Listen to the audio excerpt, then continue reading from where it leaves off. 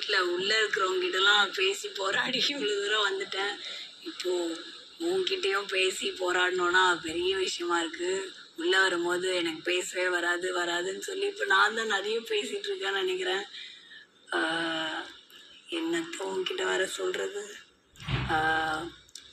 உனக்கு நான் விளையாடினது பிடிச்சிருந்தா நீ என்கிட்ட வா. உண்மையிலே நீ நான் டிசர்விங் நினச்சேன். வின்னிங்க்கு நான் ஜெயிக்கணும் அப்படின்னு நினச்சேன். அண்டு தகுதின்னு நீ நினச்சேன்னா நீ என்னை சூஸ் பண்ணு. எந்த வெற்றியாக இருந்தாலுமே நான் அதை எடுத்துப்பேன்.